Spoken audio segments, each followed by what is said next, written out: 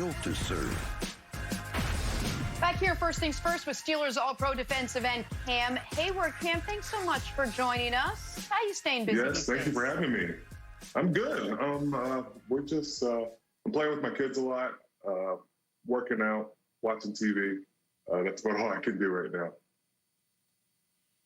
Cam, tell me something you're doing during this quarantine time that in a million years you probably wouldn't have either had time or the wherewithal to do before around the house. Ooh, around the house, man. My wife's been putting me to work, whether it's fixing stuff, cleaning out the vacuum, putting it back together, all these different things I've been meaning to get to, but finally got to. Cam, you're part of arguably the greatest draft class ever. There was a discussion going on Twitter earlier this week about that 2011 draft class. The top 12 has like 7 guys that might be Hall of Famers, a few more All-Pros. Right. You come in at the very end of the first round. You're an All-Pro. I'm curious, do you think it's the best draft class of all time? And what camaraderie do you have amongst yourself and those other luminaries in the league? Man, I'm biased because I'm part of that draft, but I definitely think it's one of the best drafts ever.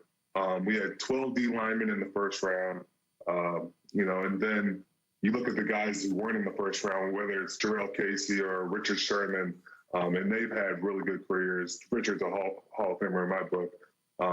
But, to produce that amount of talent and then to see those guys every week in and week out dominate, it's self-assuring to know that the guys that went before me were deserving of it. Cam, you had an interesting tweet. I wanted to get your reaction to it. You said, don't be surprised or don't act surprised. And what you were retweeting was the fact that Ohio State sent more people through the NFL draft than any other college, 131 people. So what does that say about Ohio State's program, and who are you excited to see coming out this year?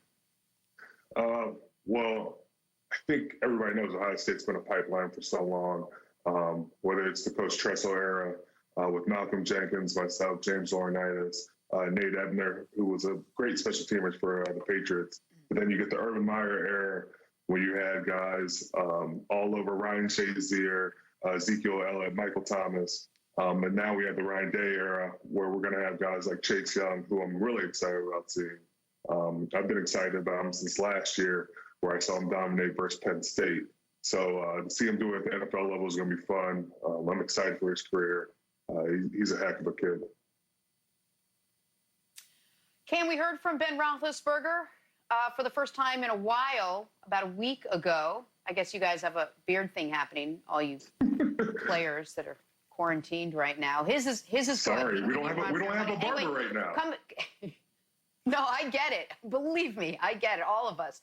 So he had some interesting comments about his availability if the season is to start on time, and he said he'll be ready when it's time. Are you confident Ben will be the same quarterback he was before the elbow injury? He's been out a while now.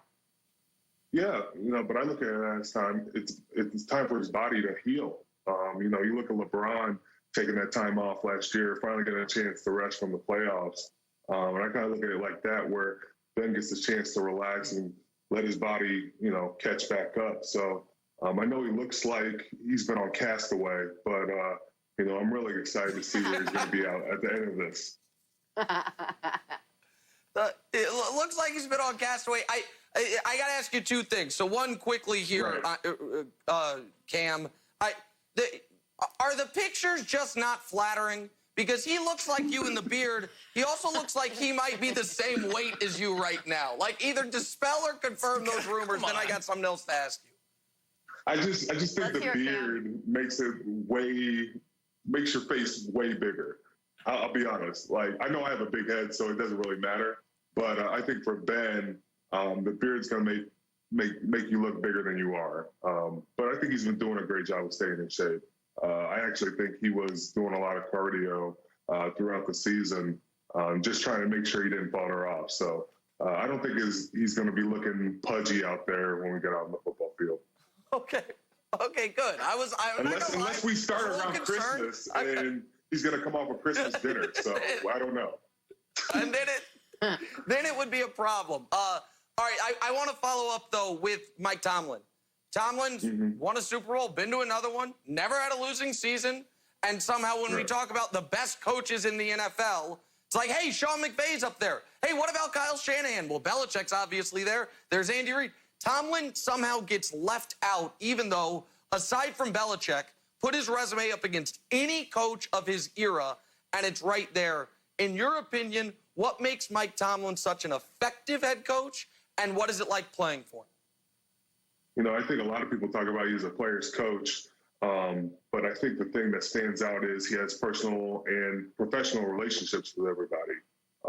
He knows how to motivate me in different ways from the next guy, and that's why I think the player relationship matters.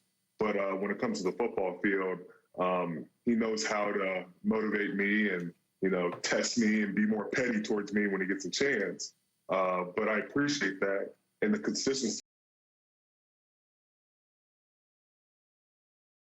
I think, goes a long way. It's hard to in this league to win, and when you can do it at a consistent level, it should be appreciated.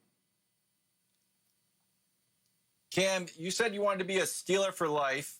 I'm a Patriots fan, and Tom Brady said Patriot for life after he signed for Tampa Bay. That was like, oh, geez, it was a disaster for him. Well, being born from here, this being my dream team, I couldn't ask for a better situation. I've had a lot of success here, but there's still things I want to accomplish here. But my family's set here. I'm just very appreciative to be in a spot like this. I know it doesn't come around this often, and you know, guys don't get to end up where they want to through the draft. So I'm just very appreciative of that. So we always ask players, you know, defensive players, you know, which quarterback do you want to go up against? You know, offensive players, who do you most fear on the other side of the ball? But coming off Wild's Brady question here, what would keep you up at night more heading into a Patriots game? Brady or Belichick, Cam? Ooh, I think on the field you got to go with Brady just because he has that rapport with the receivers in the past. So that's going to be interesting to see him address that from here on out, going a new squad and a new team, because Edelman's been like there forever.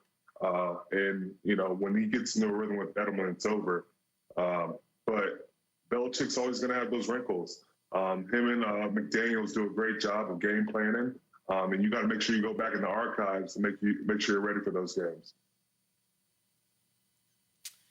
All right. Well, Cam, we really appreciate you joining us this morning. I like where the beard is heading. Keep going. Thank you. We'll see where Thank it you ends for up spending ending. the time. Of course. Take a break. Much more Thanks, First Things Cam. First right after this. Thank you, Good luck, guys. Cam.